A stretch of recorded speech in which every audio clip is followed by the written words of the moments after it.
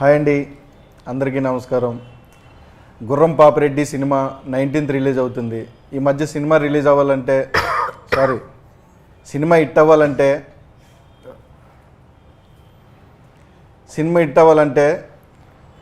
Trend అవ్వాలంటే memes రావాలి. ఆ మీమ్స్ రావాలంటే మీమ్ గాడ్ బ్లెస్సింగ్స్ ఉండాలి. ఆ బ్లెస్సింగ్ తీసుకోవడం కోసమే ఈరోజు మీమ్ గాడ్ దగ్గరికి వచ్చాం. సార్ బ్లెస్ చేయండి సార్. చెప్పండి సార్, మీరు చాలా కథలు వింటూ ఉంటారు కదా సార్. పర్టికులర్లీ గుర్రం పాపిరెడ్డి సినిమాని ఓకే చేయడానికి రీజన్ ఏంటి సార్? గుర్రం పాపిరెడ్డి సినిమాలో నాకు చాలా ఎక్స్క్లూజివ్ క్యారెక్టర్. అంటే ఈ క్యారెక్టర్స్ అన్నిటితో ఆడుకునే క్యారెక్టరు కొంచెం దాన్ని ఏమంటారు మెయిన్ క్యారెక్టర్ లాంటిది ఆల్మోస్ట్. అది దో హీరో హీరోయిన్ వాళ్ళు ఉన్న కామెడీ సెటప్ అంతా ఉన్నా కూడా డైరెక్టర్ నాకు స్టోరీ చెప్పినప్పుడు there is something new, there is novelty in this film అని యాక్సెప్ట్ చేద్దాం అనిపించింది. ఊరికి అలా చెప్తున్నాను కానీ సినిమా కూడా చేస్తాం కదా. నువ్వు సినిమాలో కదా విలన్వి? విలన్ కదా సార్. ఈ సినిమా కదా అసలు జనరల్గా సినిమాల్లో విలన్ క్యారెక్టర్స్ చేస్తాం. ఇక్కడ ఫ్రీగా ఉండొచ్చు, పెద్ద ప్రాబ్లం అలా ఉండాలి. ఇప్పుడు ఏదో మర్డర్ చేసి వచ్చిన వాళ్ళగా రైట్. ఎందుకంటే జీవన్ నాకు బాగా తెలుసు కాబట్టి తన మీద కొంచెం జోక్ చేస్తుంటాను. You are known as the the king of comedy atla anochu, and you have made so many crores of people laugh over the years. Are they not just like specific to our language but like everywhere all over the world, right? Ante who is that one person who makes you laugh the most? అదే ఉంటుందండి. పర్టికులర్గా ఇలా చేస్తే మనం కూడా నవ్వచ్చు అనేది ఇది. There is లాఫ్కు ఉన్నటువంటి పెద్ద advantage as well as disadvantage ఏంటంటే, మనం సినిమా చూస్తున్నాం అనుకోండి, సినిమా చూస్తున్నప్పుడు నవ్వొచ్చినప్పుడు ఆపుకొని ఇంటికి వెళ్ళి నవ్వలేం. ఇక్కడే నవ్వాలి, స్పాంటేనియస్గా నవ్వాలి. That shows the standard of comedy, the potentiality of comedy. అక్కడ చూస్తున్నా కానీ భలే నవ్వొచ్చిందిరా అని. అదే మీరు ఫైట్స్ కానీ లేకపోతే రొమాన్స్ కానీ లేకపోతే ఇంకో క్యారెక్టర్ ఆర్టిస్ట్ కానీ అద్భుతంగా చేశాడనుకోండి, లేకపోతే ఈ సాంగ్స్ ఇవి చేశాడనుకో, ఇంటికి వెళ్ళిన తర్వాత సినిమా చూసి డైనింగ్ టేబుల్లో భోజనం చేసి భలే చేశాడు కదా సాంగ్ అని డిస్కస్ చేసుకోవడానికి ఉంటుంది. Comedy has no scope for that. So మనం ఇంత ఎందుకు సోది చెప్తున్నానంటే, మీరు అడిగిన ప్రశ్నకి ఒక చోట నుంచి మిమ్మల్ని నవ్వించగలిగింది. ఎప్పుడు ఎక్కడ నవ్వొచ్చినా నవ్వుతాం. నవ్వటం అనేది very common factor for common human being. I believe in that. కానీ when was the last time that you remember అట్లా మీరు ఏడ్పు వచ్చింది మీకు నవ్వుతూ లేదండి, అంత దారుణంగా ఎప్పుడు ఎప్పుడైనా పాత టైంలో అన్న ప్రమాణం పూర్తిగా లేదు. నువ్వు మళ్ళీ పాత టైంలో కూడా నన్ను గుర్తు తెచ్చుకోమని 40-50 సంవత్సరాల క్రితం కూడా నవ్వలేదా సార్ అని కాదు. కళ్ళనీళ్ళు వచ్చేంత నవ్వు ఏమో ఐ డోంట్ రిమెంబర్. ఒకళ్ళు నవ్వానేమో తెలియదు. మీకు మీమ్ గాడ్ అని కూడా ఇప్పుడు రాజ్ కుమార్ గారు చెప్పారు కాబట్టి, do you see lot of memes? Do you enjoy watching memes? నాకంటే ఎక్కువ ఆడియన్స్ ఎంజాయ్ చేస్తారు కాబట్టి అది మీమ్స్ నా ఫేస్కి సూట్ అవుతున్నాయో లేకపోతే అలవాటైందో లేకపోతే అందులో స్టఫ్ ఉందో లేదో తెలియదు. But they are enjoying. Brahmanandam, the face of Brahmanandam motto is to make them others laugh. That meme is giving most ఒక ఇన్ని కోట్ల మందిని నవ్వించే ఫేస్ భగవంతుడు నాకు ఇచ్చినందుకు I felt I shall be ever thankful to God. అటువంటిది సరే మీమ్ గాడ్, మీమ్ డెమోగాడ్ అట్లాంటిది ఇవన్నీ వాళ్ళు ఇచ్చేవి ఉంటాయి కొన్నాళ్ళు. Of course we will enjoy it for time being. Sir, మీకు అసలు ఇంత ఇమేజ్ ఉన్నాక ఏదన్నా గ్రూప్ ఆఫ్ పీపుల్ని కలిసినప్పుడు ఫన్నీగా ఉండాలి అని ప్రెషర్ ఉంటుందా ఎప్పుడన్నా? నాకు ఫస్ట్ రెండు ఇదేంటంటే answers. First answer, group of people కలిసిన తర్వాత నేను ఎప్పుడు గ్రూప్ ఆఫ్ పీపుల్ని కలవను. First point, it's true, I'm not joking. ఎందుకంటే నాకు 2-3 కంటే ఎక్కువ ఉంటే గ్రూప్గా ఫీల్ అవుతాను నేను. కాబట్టి ఎక్కువ అది ఉండదు. తర్వాత మనం ఇక్కడ ఫన్నీగా ఉండాలి ఇక్కడ అనేది, అదే నేను చెప్పాను, ఫన్నీగా ఉండటం అనేది we cannot get it from out side. That is ఇన్స్టింగ్. ఇప్పుడు అమ్మాయి ఏదో ప్రశ్న, మీరు ఎప్పుడన్నా మీ జీవితంలో రిగ్రెట్ అయ్యి నెలకేసి బాదుకొని కొట్టుకున్నారా అని అడిగినప్పుడు మనం ఇప్పుడు దీనికి మనం ఏం ఆన్సర్ ఇవ్వాలి అని ఉండదు. ఆటోమేటిక్గా అక్కడ ఉన్న సిచ్యువేషన్ బట్టి నవ్వు వస్తుంది, వీల్ ఎంజాయ్ ఇట్. సార్ మీ లైఫ్లో లైక్ మీరు ఎదిగిన స్టేజెస్లో కానీ ఏదైనా కానీ లైక్ మనం పెరిగే కొద్దీ మన మెచ్యూరిటీ లెవెల్స్ పెరుగుతాయి, మనం అన్నీ తెలుసుకోవడం స్టార్ట్ చేస్తాం, ఇవాల్వ్ అవ్వడం స్టార్ట్ చేస్తాం. మీ లైఫ్లో ఏదన్నా ఒక బెస్ట్ ఫిలాసఫీ ఉంటుంది కదా సార్, అంటే లైక్ మాకు బాగా యూజ్ అయ్యే ఫిలాసఫీ ఫిలాసఫీ ఏం లేదమ్మా. Like life is a game, should play it. Life is a challenge, should meet it. ఎన్నో జరుగుతుంటాయి, అవన్నీ లెక్కలేసుకుంటూ కూర్చుంటే ఇటు వెయిట్ పెరుగుతుంటుంది. ఆఫ్టర్ ఆల్ మనం మ్యాక్సిమం బతికితే పుట్టిన 10 సంవత్సరాల వరకు మనకేం తెలియదు. ఇప్పుడంటే ఒక 5 సంవత్సరాలు బతుకున్నాం. ఆ తర్వాత 70 తర్వాత మనం ఏం ఆలోచించినా ఎవడో లెక్క చేయడు. మధ్యలో మన పీరియడ్ ఎంత, 50 to 60 years. దాన్ని మనం క్యాలిక్యులేట్ చేసుకుంటున్నప్పుడు మనకి ఎన్నో ఫేస్ చేస్తుంటాం. ఎన్ని ఫేస్ చేసినా ఫేస్ చేసిన దానిలో ఉన్న పాజిటివిటీని మనం తీసుకోగలిగితే నన్ కెన్ స్టాప్ అస్.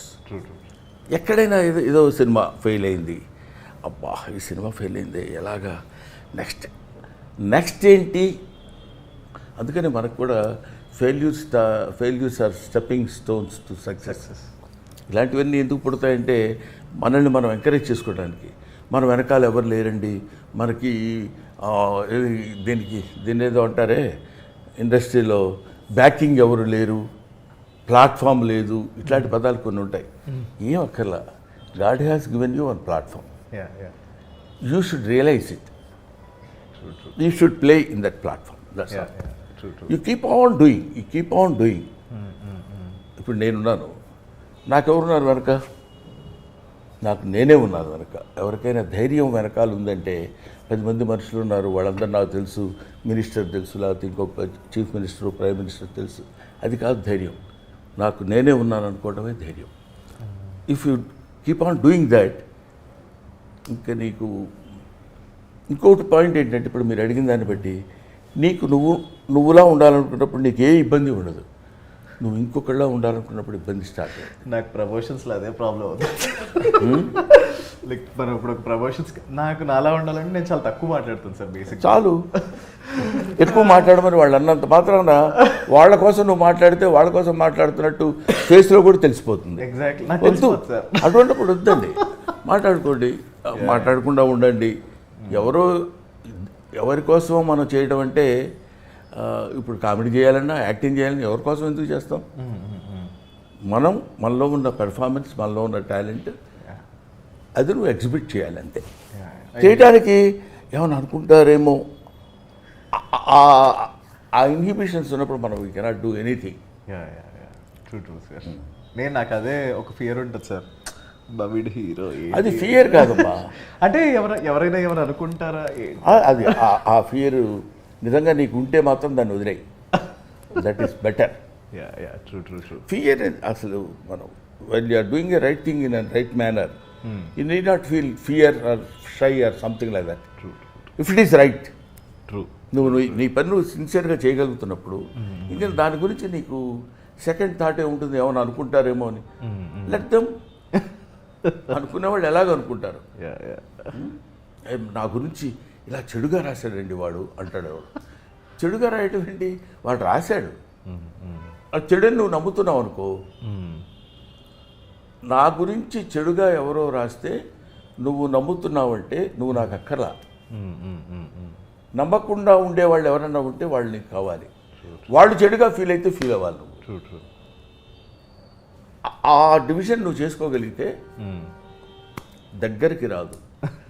బాధ, ఆలోచన, టెన్షన్, షై, ఏమి లేవు. లోపల ఇవన్నీ పెట్టుకుని మనం తిరుగుతున్నప్పుడు కొంచెం అనీజీగా ఉంది. సార్ మీకు లైఫ్లో మీకు ఈ టాలెంట్ ఉంది వేరే వాళ్ళు నవ్వించగలిగేది అని రియలైజ్ అయిన moment or age? Sincerely I'm telling you Vamsi, swear on my profession, నాకు తెలియదు నేను నవ్విస్తానన్న విషయం కూడా నాకు తెలియదు. మైండ్ ఈజ్ ఏ టిపికల్ కాదు, దాన్ని ఏమనాలి, ఒక రేర్ బర్త్ నాది. నా గురించి నేను ఈ ఏజ్లో నేను తెలుసుకుంది. నవ్వించడం కోసం ట్రై చేయటం కానీ, ప్రయత్నం చేయటం కానీ, ఓహో నేను బాగా నవ్విస్తానని ఆ రియలైజేషన్ రావడానికి నాకు తెలియదు. బేసిక్గా తెలియదు. చిన్నప్పుడు స్కూల్లో చదువుకుంటాం, ఏదో బ్రహ్మానందం ఉంటే బాగుంటుందా, నవ్వు వస్తుంది అంటారు వాళ్ళు. ఓహోహో అనుకొని మనం నవ్వుకోవడం, మనం మాట్లాడితే వాళ్ళు నవ్వటం. ఆ తర్వాత ఒక ఏజ్ వచ్చిన తర్వాత డిగ్రీ, పోస్ట్ గ్రాడ్యుయేషన్ చదివేటప్పుడు ఓహో మనం జోక్ చేస్తే వీళ్ళు నవ్వుతారనమాట, అంటే మనం మాట్లాడేదాన్ని ఈ జోక్ ఉందన్నమాట అనే రియలైజేషన్ రావడం. ఆ తర్వాత కామన్, ఆ తర్వాత ఏదో అదే క్యారీ అవుట్ అవుతూ. మా mother was a very good, అంటే దాని ఏమంటారు, చాలా ఫన్ మోటివేషన్ ఉన్న, తన మదర్ జీన్స్ వచ్చినాయేమో నాకు అనిపిస్తుంది. ఆవిడ చాలా మాట్లాడేటప్పుడు కానీ ఎవరన్నా చాలా వెటకారం చేస్తూ మాట్లాడుతూ, అది ఎక్కడన్నా వచ్చిందేమో. నవ్వు రావడం అంటే ఎవరినో ఎగదాడి చేయడమే నవ్వు రావడం, లేకపోతే రాదు. ఏడ్చేవలేరా నీ ఫేసు నువ్వు అన్నాడు అనుకో, కొంచెం హర్టింగ్గా అవతల వాడుకున్నా వీళ్ళందరూ నవ్వుతారు. బేసిక్గా నవ్వు ఎంత గొప్పదో అంత ఇబ్బందికరమైన విషయం. మాస్టర్ వస్తారు క్లాస్లో పాఠం చెప్పడానికి. ఆయన వస్తూ కుర్చీలో కూర్చోడానికి, కుర్చీ వెనకాల ఉందని కూర్చోకపోతే గబుక్కున ఎక్కడో కూర్చొని కింద పడ్డాడు అనుకోండి, students are not suppose to laugh కదా, అందరూ నవ్వుతాం ముందు. ఇమ్మీడియట్ రియాక్షన్ ఏంటంటే నవ్వు, ఇన్స్టెంట్ రియాక్షన్ నవ్వు. అది ఎక్కడి నుంచి వస్తుందంటే ఆయన కింద పడితే మనం నవ్వటం ఏంటి, ఆయనే కాదు ఎవడన్నా బాధపడితే మనం నవ్వటం, ఆనందించడం, ఎంటర్టైన్ అవ్వటం. అదే కదా ఇప్పుడు వస్తున్న మీమ్స్ కానీ, లేకపోతే మన గురించి ఎవడో ఏదో సోషల్ మీడియాలో అలా రాశారండి, ఇలా రాశారండి, రాసుకొనివ్వండి, లెట్ దెమ్. దాని గురించి మీరు ఎందుకు ఫీల్ అవుతున్నారు, why do you take it to heart అనేది నా point. Of course I may be wrong, there is చాలా డిఫరెంట్ పీపుల్ ఉంటే ఉండొచ్చు. అందుకని నవ్వు మనం ఇది చెయ్యగలం, మనం ఇది చేయలేము అనేదని కాకుండా ఇట్స్ ఎ న్యాచురల్ ఫ్లో. అది నలుగురు రికగ్నైజ్ చేశారన్న తర్వాత అక్కడి నుంచి మనం జాగ్రత్తగా ఉండాలి. ఓహో మనం నవ్విస్తే నవ్వుతున్నారు కాబట్టి విచ్చలవిడితనం కుదరదు, limits. That's your responsibility to put a full stop or calm up at that. ఇన్ని ఫిలిమ్స్ చేశారు కదా సార్, ఎప్పుడైనా మీకు డైరెక్షన్ చేయాలి అలాంటి ఇంట్రెస్ట్ వచ్చిందా సార్? లేదు అసలు. ఓకే, ఎందుకంటే that's a different art. Direction mixed with 24 crafts. Artist is only he will come and do some, వాడికి తెలిసిన యాక్టింగ్ ఏదో ఉంటే అక్కడ చేసి బాగా చేస్తే ఓకే అని, లేకపోతే 4 తిట్లు తిని వెళ్ళిపోవడం వరకు ఓకే. కానీ డైరెక్షన్ అలా కాదు కదా sir. Direction it's got its own ఒక వాస్ట్ సబ్జెక్ట్. అది అనుకుని చేయడం వేరు. మన డైరెక్షన్ ఒక కోడైటర్ మంచి బెడ్రూమ్ పెట్టుకుని యాక్షన్ సౌండ్ కట్ అని చెప్పేయడం యాక్టింగ్ డైరెక్షన్ అనుకునేవాడు చేయొచ్చు. మన కథ విన్నప్పుడు ఎలా అనిపించింది సార్ మీకు? పేరు గమ్మత్తుగా ఉంది, గుర్రం పాపిరెడ్డి అని. అంటే కొత్తగా ఉంది, ఇదేదో కొంచెం వినటానికి ఏదో దాన్ని ఏమంటారు, క్యూరియాసిటీ ఉంది ఏంటిది అని. ఆ తర్వాత అతను చెప్పిన స్టోరీలు, చెప్పిన పాయింట్స్ అవి చూస్తుంటే, తర్వాత డైరెక్టర్ ఈ సినిమాకు పర్టికులర్లీ డీల్ చేసిన విధానం నాకు బాగా నచ్చింది. చెప్పినప్పుడు స్టోరీ బాగుంది, డైరెక్టర్ డీల్ చేసిన విధానం కూడా బాగుంటుంది అనే నమ్మకంతో నేను యాక్సెప్ట్ చేశాను. ముందు అసలు ఇయర్కి ఏదో కొత్త శబ్దం వినపడింది అన్న ఫీల్ వచ్చింది. ఓకే, మామూలుగా ఇప్పుడు గేదెల పాపిరెడ్డు ఇంకోటి ఎవరికి ఇష్టం వచ్చింది వాళ్ళు చెప్తారని. ఇప్పుడు నాకు తెలిసినంతవరకు నా ఎక్స్పీరియన్స్లో కొంతమంది ఏం చెప్తారంటే, నా అనుభవంలో చెప్తున్నాను అని మొదలు పెడతాడు, మొహం పెద్ద గంభీరంగా పెట్టి, వీడు అనుభవం ఎవడికి కావాలి, అది ఎదుటివాడిని ఎంటర్టైన్ చేసిందా లేదా, సింపుల్ లాజిక్. అంతే సార్. అది మనకి ఉన్నప్పుడు ఆటోమేటిక్గా మన వాళ్ళు దాన్ని దాన్ని దాన్ని ఏమంటారు, వాడు ఎవరు ఏంటి. చాలామంది ఏమన్నారు తెలుసా, ఎవరండి అన్ని న్యూ ఫేస్లు అంటే, ఇప్పుడు పాత ఫేస్లు కావాలా, వాళ్ళైతే చాలా గొప్పగా చేస్తారా, న్యూ ఫేసెస్లో యాక్టింగ్ ఉండదా, ఈ పాత ఫేస్ ఎప్పుడు న్యూ ఫేస్ కాదా. అది సింపుల్ లాజిక్ అండి అది. అదేమో పెద్ద మేధావితనం అక్కడ ఆలోచించుకోవడానికి. బ్రహ్మానందం గ్రేట్ కమెడియన్, మేమ్ గాడ్ అన్నారు. Brahmanandam was a upcoming comedian 40 years back. అంతే కదా. నువ్వు కొన్ని లక్షల మెట్లు ఎక్కాలన్నా మొదటి మెట్టు ఎక్కాలి కదా. ఆ మొదటి మెట్టు ఎక్కువ వాళ్ళని పట్టుకుని అందులో ఏముంది అసలు, ఎంత డెప్త్ ఉందని ఇటు చూస్తాడు, అక్కడ ఏముంటుంది డెప్త్. మనం చెప్పేదాన్ని బట్టి, మనం తీసేదాన్ని బట్టి, మనం ఇచ్చే ఆలోచన బట్టి, ముందు ముఖ్యంగా ఇక్కడ కావాల్సింది ఏంటంటే తన మీద తన నమ్మకం. ఇందాక నేను చెప్పాను, ఆ నమ్మకం ఉన్నప్పుడు వెళ్ళిపోవడమే ఎంతవరకు అనేది. అది నాకు గుర్రం పాపిరెడ్డి సినిమాలో డైరెక్టర్ మురళీ మనోహర్ రెడ్డి చేసింది మాత్రం నిజంగా అప్రిషియేట్ చేసే విధంగా ఉంది. కష్టపడ్డాడు. సినిమా స్టార్టింగ్ నుంచి మా అందరికీ పడట్లేదు సార్ ఒకరికొకరు. బేసిక్గా డైరెక్టర్ కథ చెప్పినప్పుడు అయితే కథ అంతా మీరే హీరో అండి అని చెప్పారండి. ఈయనకి చెప్పినప్పుడు అదే చెప్పారంట, ఆయనకి చెప్పినప్పుడు అదే చెప్పారు, అందరికీ అదే చెప్పారు సార్. ఆయన హీరోయిన్ చెప్పి ఉంటారు, హీరోయిన్ అని ఉంటారు. సౌదామిని ఆ హీరోయిన్ సార్. అదే కథ మీ అందరూ ఎవరికి చెప్తే వాళ్ళకి హీరో అన్నారండి సార్. మీరు ట్రైలర్ టీజర్ చూసారు కదా సార్, మీకు ఎవరనిపించారు సార్? ఇప్పుడు ఇందులో మనం బేసిక్గా 2 మెట్లు ఎక్కువ ఆలోచించాలి కదా సార్. చెప్పండి. ఏంటంటే హీరో అంటే గొప్పోడని, కమెడియన్ అంటే తక్కువడని, క్యారెక్టర్ ఆర్టిస్ట్ ఒక మాదిరి అని, విలన్ అంటే 80% అని, ఈ లెక్కలు వేసుకోవడం మనం పెట్టుకున్న పేర్లు తప్ప. Artist is one, artist are so many. గుర్తుపెట్టుకోండి. అది కామెడీ కావచ్చు, ఇంకోటి కావచ్చు. అతనేంటంటే మీ క్యారెక్టర్ మంచిదండి, మీరు చాలా బేసిక్గా చాలా బాగుంటుంది, మీరే మెయిన్ క్యారెక్టర్, మీరే డ్రైవ్ చేస్తారు అని తన ఉద్దేశంలో ఉన్న పాయింట్ మనకు చెప్పవచ్చు. ఇప్పుడు నువ్వు హీరో అయిపోదాం, నేను కూడా హీరో అయిపోదాం అనుకుంటే ఎట్లా? అంతే సార్. ఎలుకే ఏనుగే కదా. Simple logic. ఎలుక చూసి నాకు ఈ పర్సనాలిటీ ఇస్తే ఉండేవాడిని అనుకోవటం. అందుకని మీరే హీరో అని చెప్పినప్పుడు అది అనుకోవడానికి లేదు. హీరో అంటే that is his job, he's doing that. Heroine that is her job, she is doing that. Comedian మన జాబ్, మనకిచ్చిన వర్క్ మనం చేసిన దానిలో ఎంత పర్సంటేజ్ నువ్వు కరెక్ట్గా how much attention you are paying towards your justification of your character అనే దానిలో మనం నిలబడాలి. విన్నారు కదా, నేనే హీరో. అంతే సార్. ఓహో, అదే చెప్పడానికి ఎందాడి నుంచి మరి చెప్తే ఇంతసేపు అనేవాడిని కాదు కదా, నువ్వే హీరో, వీళ్ళందరూ అట్లా ఫీల్ అవుతున్నారు కానీ అని. ఇప్పుడు మాకు 5 రోజులు ఉన్నాయి సార్ రిలీజ్కి. మనకి ఈ 5 రోజుల్లో ఇప్పుడు ఎలా అయిపోయిందంటే ఇంకా మార్కెట్ చేస్తూనే ఉండాలి ఏదో ఒక ఐడియాస్. ఇక్కడ బేసిక్గా ఏదో ఐడియాస్, ఏదో మార్కెట్ చేయాలి. ఈ కాంపిటీషన్ ఎక్కువైపోయింది వంశీ, తప్పట్లేదు. ఈ కాంపిటేటివ్ వరల్డ్లో ఒకడిని మించి ఒకళ్ళు చేయాలి. ఏదో చేసి ఏదో సంతృప్తి పరిస్తే మనం పెట్టి బేసిక్గా ఏంటి,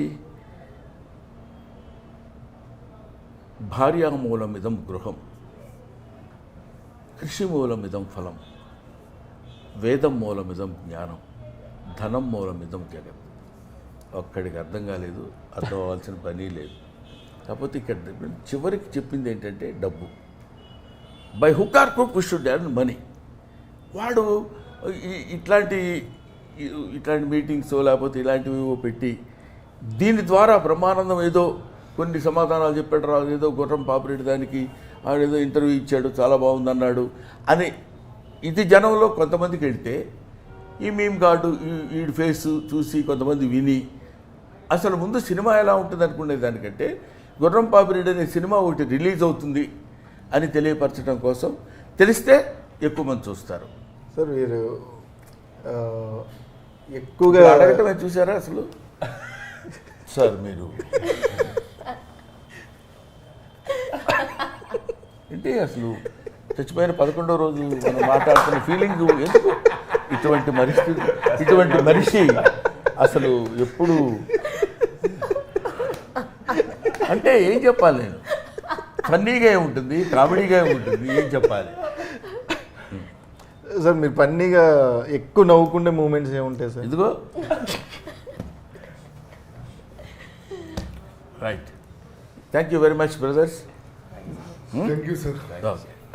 చూసా పాప అతను ఎప్పుడు అయిపోద్దా అన్నట్టు ఇందాక నుంచి అదే మూడ్లో ఉన్నాడు తప్ప మనం ఏదో ఒకటి అడిగి ఇంక వీడి ఆపితే బాగుండు అన్న ఫీలింగ్లో ఉన్నారు. ఏమడుగుతుంది సార్ వీళ్ళు అడిగిన రావటం